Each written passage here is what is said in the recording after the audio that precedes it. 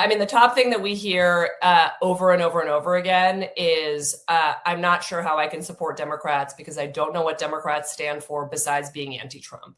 And in the places where we've got a candidate who's gotten through their primary, and we can talk about that candidate, we can often talk about how that candidate, not the Democratic Party on the whole, or, you know, the kind of like generic brand or the party committees and so on and so forth. We can say what this Democrat, this individual candidate is for.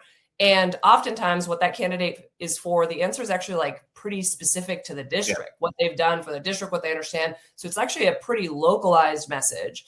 In the places, and we get this feedback from our volunteers, in the places that are not, where there's not a candidate yet, where we are talking about, we're doing anti-Republican messaging, where we are collecting information, we're doing that listening, our volunteers are like the most hardcore Democrats out there, right? Like they're spending their weekends, oftentimes schlepping for a couple of hours to the closest competitive swing district, spending the day going and talking to voters.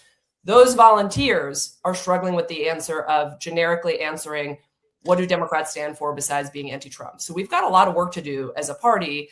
And I think the good news is we can answer in the specifics, candidate by candidate, but we've got to move out of this posture. And I hear it all the time here in the Beltway of, the way that we win elections is just through the negativity of, you know, all the terrible things that Trump has done. I am motivated every day by the shit that Trump does every day to damage people and by the dangers of this administration. But also people are really tired and they want to see not just what are we against, but what are we for? And, you know, to a point that I think you made really, that's really spot on is what's the plan, right? Like, I think we've talked a lot over the past year about the appetite and energy that people have for fighters. And that is absolutely true. People want someone who's going to fight for them, but they don't want a sort of like a generic pablum about, yeah, I'm ready to fight. It's like, well, what's the proof? What are you going to do? And also, do you actually get what I'm going through? And I think so much of what we are hearing from folks on the doors is a real and genuine shock and surprise and confusion that someone actually has curiosity about what they're going through.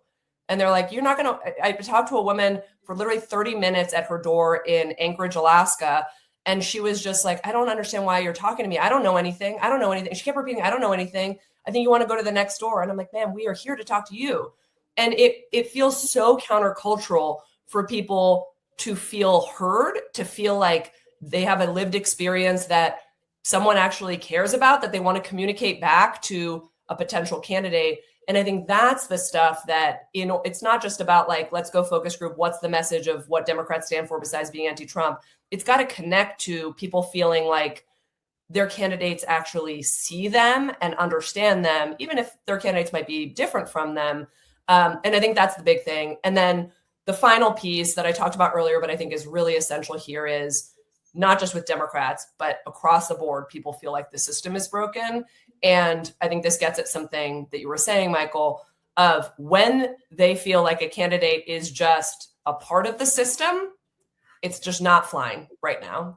And so I think the challenge before us is once we win a majority, how do we make sure that A, candidates are showing a proactive vision, elected officials are showing a proactive vision or getting things done, but B, that it doesn't feel like, well, we've just gone on this kind of like whiplash of we had a Republican majority, nothing happened. Now we have a Democratic majority, nothing's happening. And so, and I think that's a big challenge ahead of us.